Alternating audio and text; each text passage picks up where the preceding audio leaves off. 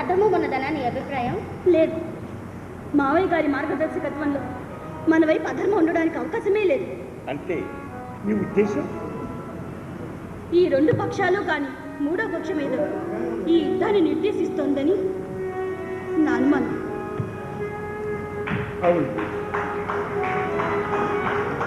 కుందమదేవి కందాళుడు ఎందుచేతనో తిక్కన మీద వ్యతిరేకతలు కలిగి ఉన్నారు.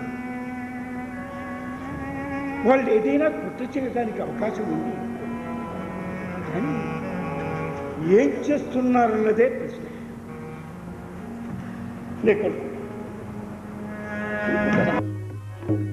వదలినాడు రణ ధర్మము వీరభద్రుడై,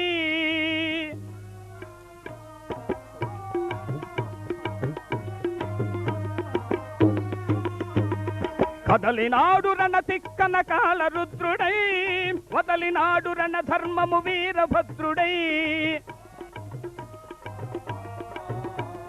కనిపించిన తల్లిదండ్రుల కోర్కెలు నెరవేర్చుటకై, పదవిచ్చిన తల్లి పాక నాటి రుణము తీర్చుటకై, కనిపించిన తల్లిదండ్రుల కోర్కెలు నెరవేర్చుటకై, పదవిచ్చిన తల్లి పాక నాటి రుణము తీర్చుటకై, ధర్మమూర్తి మంత్రి బ్రహ్మరుద్రుని పరిమార్చుటకై, ధర్మమూర్తి మంత్రి బ్రహ్మరుద్రుని పరిమార్చుటకై, ధర్మాధర్మములు విడచి కర్మను కడతేర్చుటకై, ధర్మాధర్మములు విడచి కర్మను కడతేర్చుటకై, కదలినాడు కదలినాడు.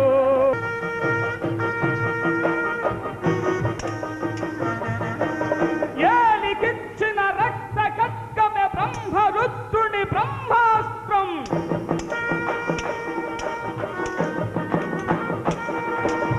ఇద్దరిద్దరి కాల రుద్రులు ద్వంద్వ యుద్ధం చేయుచుండగా,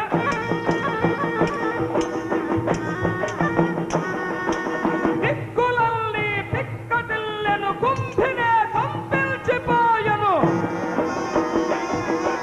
వెనుకగా కందాళుడొచ్చెను వెన్నుపోటుకు కత్తి దూషను, రాయబోయెను బ్రహ్మరుద్రనా కత్తి దూషను ఖడ్గతిక్కనా. అయ్యో మిత్రుల్ని కాపాడబోయి నేల కొలిగెను బ్రహ్మరుద్రనా, శత్రువును గుర్తించలేక కూలిపోయెను ఖడ్గతిక్కనా.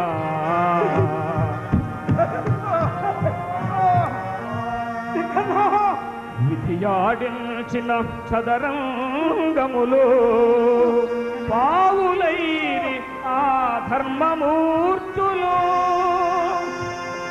మిథి వంచతులై ఒదిగిపోయిరి ప్రభు భక్తికి ఆదర్శమూర్తులు.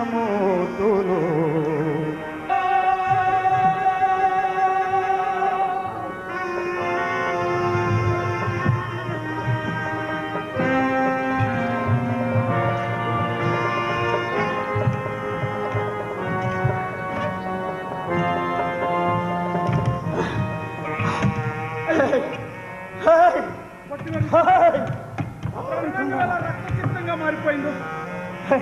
మహావీరుడైన బ్రహ్మరుద్రయ్య గారు కూడా వీరసత్వం అలంకరించారట. బ్రహ్మరుద్రయ్య, పద్మరాఘవ అయ్యా, ఎక్కడి నుండో జీనారామం వినపడుతుందయ్యా. ఎవరో పొరపాడంతో మురుగుతున్నట్టున్నారయ్యా. ఇదిగో ఇక్కడి నుంచే పొట్టి గారు, ఇదిగో అయ్యో అయ్యో, మహావీరుడు కంచెదిక్కను గారికి ఆ ఈదురవస్థ. పద్మరాఘవ, మంత్రిని తీసుకుని వెళ్ళామయ్యా. లేదు పట్టుగా, అయ్యో నన్ను మీకు మరింత రుణగ్రస్తుడిగా చేయవచ్చు. అయ్యా, మీరు నాకు రుణగ్రస్తుడా? పంచపాదానికి 100 వరహాల చొప్పున మీ వద్ద గ్రహించిన నేనే మీకు రుణగ్రస్తుడనయ్యా, నేనే మీకు రుణగ్రస్తుడను. లేదు పట్టుగారు, అది మీ అసమాన అసుధారక బహుమానం. అయ్యా, ఆ పద్యాన్ని పూర్తి చేస్తే మీకు ఇవ్వడానికి 400 వరహాలు సిద్ధంగా ఉంచాను. దయచేసి ఆ పక్షాన్ని పూర్తి చేసి నన్ను రుణ విముక్తుణ్ణి గావించు. నన్ను రుణ విముక్తుణ్ణి గావించు. శైవ్యంబు నీ మేన తవిలియుండుట చూచి చలించి మంధరాచలము తిరిగే గాంభీర్యమెల్ల నీ కడయుండగా జోచి కాకుచ్చు చే వార్చి కట్టుబడియే జయలక్ష్మి నీయుల స్థలినియుండుట చూచి హరిపోయి బలిదానమడుగుకొనియే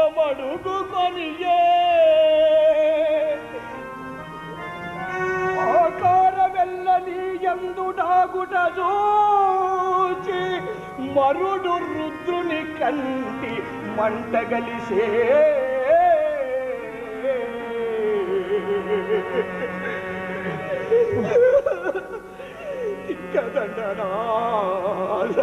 చిక్కదండనాథ దేవేంద్రపురికి నీ వరుగుటెరిగి నగము తిరుగుటుడిగే అభి కట్టు విడిచే హరి అక్కరయుదీరే మరుడు మెలగనేర్చెను మగలరాయా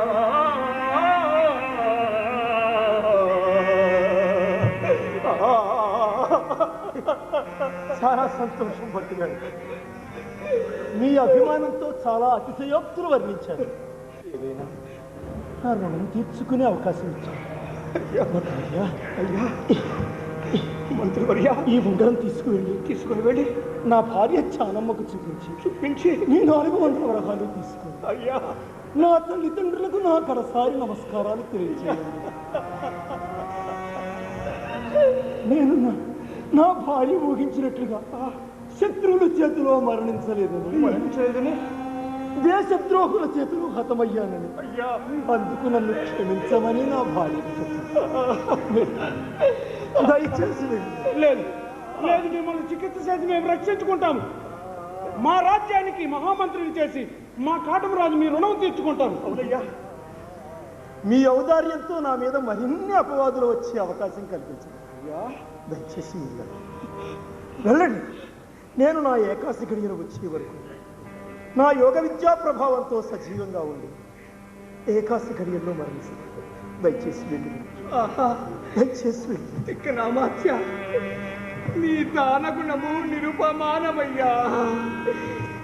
ఏమి తపంబు చేసి పరమేశ్వరునేమిట పూజ చేసిరో, రాముని తల్లియో పరశురాముని తల్లియు భీము తల్లియు కావున నుంగు తల్లియో కంజదడాక్షుని కన్న తల్లియో శ్రీమహిత ప్రతాపుడగు శ్రీరణ తిక్కన కన్న తల్లియో ఏమి తపంబు చేసి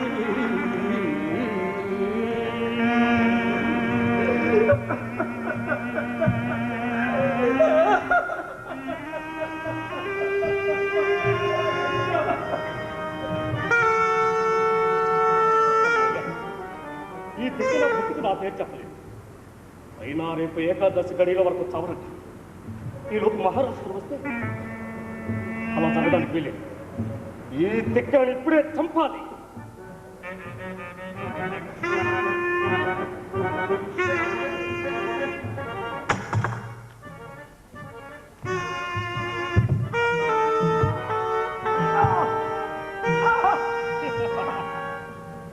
ఈ స్త్రీ కఠం చూసే కదా ఎంతకాలం రవిగావు. నేటి నుంచి ఈ కట్టు నా సొంతం.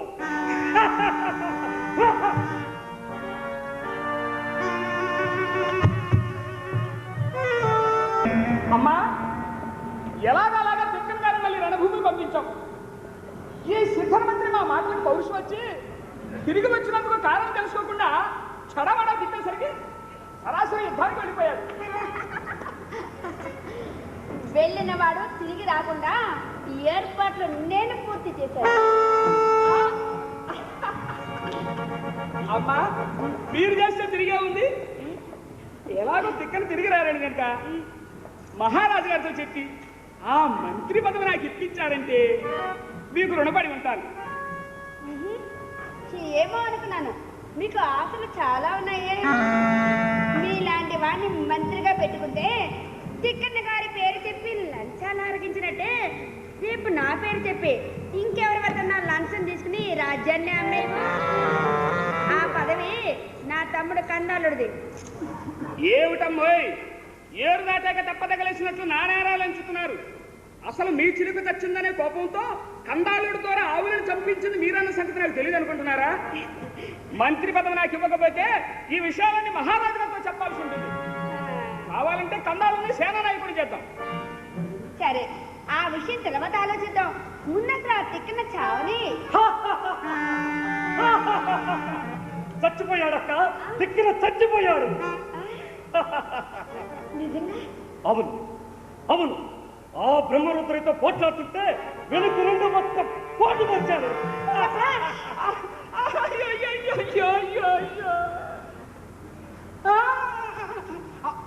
ఒక్క పోటే పడిసావా అని. వాడు ఆ మాత్రానిగా చచ్చేవాడు కాదయ్యా. వాడికి అసలు యోగ శాస్త్రం కూడా తెలుసు. ఆ విషయం నాకు తెలుసండి. అందుకే వాడి ఖడ్గంతోనే వాడిని తూట్లుగా పొడిచాను. ఎంత పని చేశారు? ఆ మహానుభావుని చంపడం కాదురా, నిన్నునే చంపిస్తాను. నమ్మించి ఎంత ద్రోహం చేశారు. ఆ మహానుభావుడితో కాదు, ఎవరక్కడా ఈ నీటిని బంధించండి. ఎవరక్కడా ఈ నీటిని బంధించండి. బంధించాల్సింది నన్నుగా, నిన్ను. ఇప్పుడు ఈ మందిరం నా అణుచిన అధీనంలో ఉంది.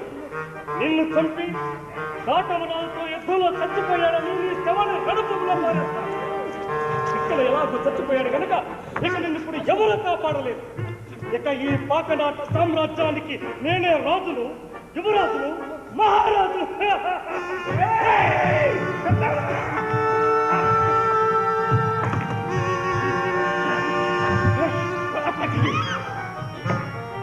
ఎంత పని చేశావే! నిన్ను ఎంత ప్రేమగా చూశాను. నన్నే చంపిద్దామని చూసావుగా. నిన్ను బ్రతకనివ్వకూడదు. వేశ్యాల వృత్తంలో పడి ఎంత నష్టపోయాను.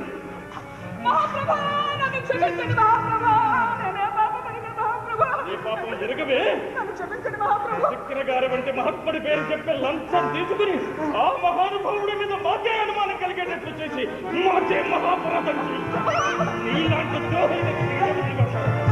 నీవంటి వారి వలన ఎన్నో రాజ్యాలే పతనమైపోతున్నా. మీ ఇరువురిని బట్టేరుకొని కొరత వేయించాల్సిందే.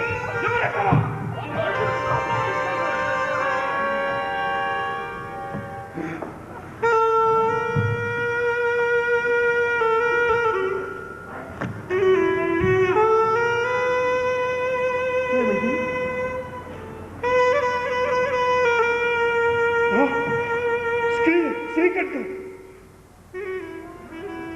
తిక్కన శ్రీకట్టు నుండి వేరు కావటమా? అంటే అంటే ఎక్కడ నా కుమారుడు ఎక్కడ కనబడ్డా? మీరు పొరపాటు పడలేదు కదా? లేదమ్మా, లేదు.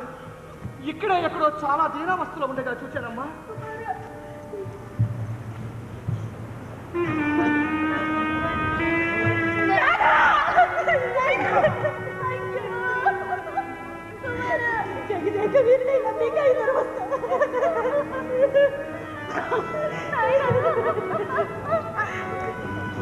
ఇంటికి వచ్చిన భక్తులు అమ్మారించి పంపిన ఈ పాతకి మళ్ళీ చల్లారా ఎన్నో నుండి అలిసి వచ్చిన బిడ్డను అక్కడ చేర్చుకుని ఆదరించవలసిన నేను ఏ యుగంలోనూ ఏ తల్లి ఏ బిడ్డ పట్టు చూపని నిరాధారణ నీపై చూపి నిన్ను పంపాను నాయనా. నా పాపానికి నిష్కృతి లేదు నాయనా, నిష్కృతి లేదు. నువ్వు చాలమ్మా కూడా ఈ దేశం పట్ల మీ బాధ్యతను సక్రమంగా నిర్వర్తించారమ్మా. మీ బాధ్యతను సక్రమంగా నిర్వర్తించారు. లేదు, ఇంకా నా కర్తవ్యం పూర్తి కాలేదు. మిమ్మల్ని ఈ స్థితికి తెచ్చిన శత్రువులను శిక్షించటాలి. వీరపతిగా నా కర్తవ్యాన్ని నెరవేరుస్తాను. అవును, నీ పోరాటాన్ని మేము కొనసాగిస్తాం. ఆ శత్రువులు తల నరికి వచ్చి కనబడతాం. పద చావమ్మా. లేదమ్మా, మీరు ఊహించినట్లుగా నేను శత్రువుల చేతిలో గాయపడలేదమ్మా.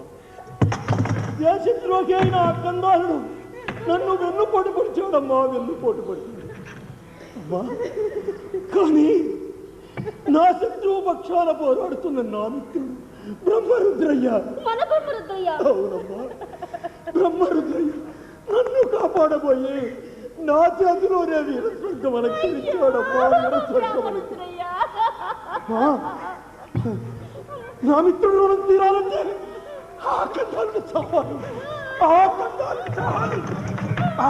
నేను బతుకుండగానే వాడిని చంపి నా మిత్రుడు నేను బతుకుండగానే వాడిని చంపి నా మిత్రుడు చంపేసి వచ్చాను. నుండి చంపేసి వచ్చాను. చంపేశారా నాన్న?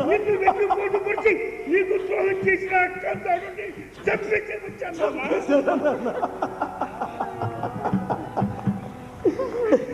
కానీ ఇదంతా ఒక పెద్ద కుట్ర. ఆ కుట్రను తెలుసుకోలేక అకారణంగా అవమానించి నిన్ను యుద్ధానికి పంపించిన ఈ తండ్రిని మన్నించలాగినా. లేదు నాన్నగారు, లేదు నాన్నగారు. మహోన్నత వ్యక్తులైన మీకంట నీరు గారుడా మా నాన్నగారు.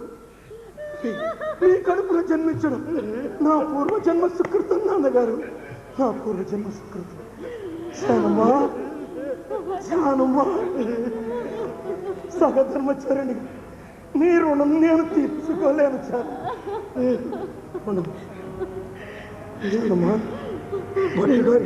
పట్టుగారు 400 వరకు అది మీ చేతుల మీదుగానే ఇవ్వండి. అయ్యా, ఈ పరిస్థితుల్లో కూడా జరదమాలా ముందు వారిని బ్రతికించే ఏర్పాట్లు కావించండి. అయ్యా, ముందు వారిని బ్రతికించే ఏర్పాట్లు కావించండి. లేదు పట్టుగారు, ఏకాశి గడియల కోసం నా ప్రాణం నిరీక్షిస్తుంది. అదిగో ఆ గడియలు సమీపిస్తున్నాయి. నా మిత్రుడు బ్రహ్మరుద్రయ్య నన్ను పిలుస్తున్నాడు. ఈలోగా ఈ దానాన్ని పరిగ్రహించి నన్ను రుణవిముక్తుణ్ణి గావించు.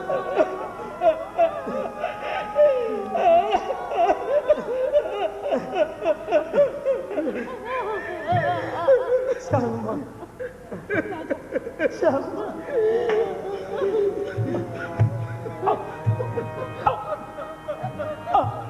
శానమ్మా,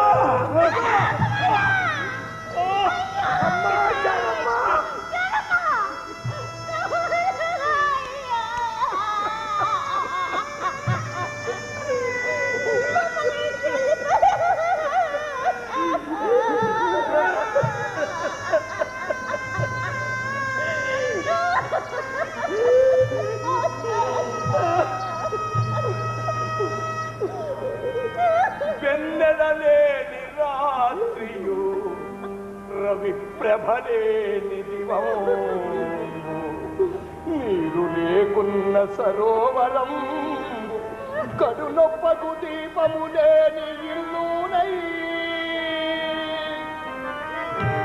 విన్నదనంబునందే ఘన విక్రమ సింహపురంబు చూడగా ఉన్నమి బోరు కనయు ప్రోలమ కోడలు లేమిన కదా.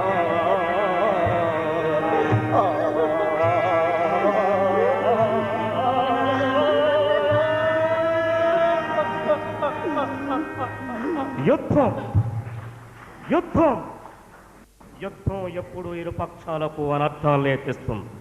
అధినేతల స్వార్థం, అనాలోచిత ఆవేశపూరిత యుద్ధ నిర్ణయాల వల్ల ఇరుపక్షాలలోని ఎందరో దేశభక్తులైన సైనికులు, ప్రజలు తమ ప్రమేయం లేకుండానే ప్రాణాలు కోల్పోతున్నారు.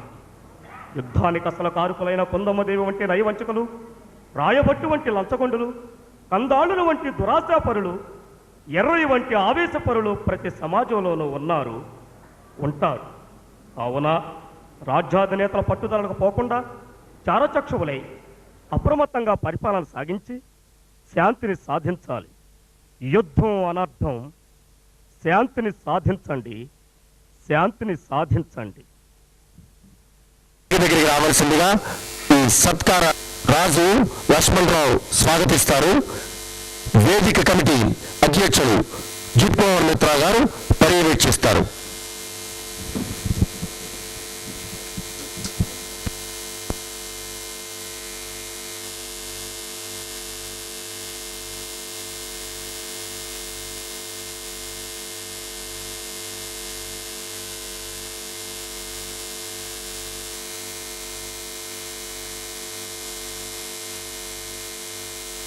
ఎం ప్రసన్న కుమారి, పి సావిత్రి ఖడ్గతిక్కన నాటకంలోని స్త్రీ పాత్రధారులు వేదిక దగ్గరికి వచ్చి ఆప్కో వారి సౌజన్యంతో జరుపబడే ఈ సత్కారాన్ని అందుకోవలసిందిగా ప్రార్థిస్తున్నాం.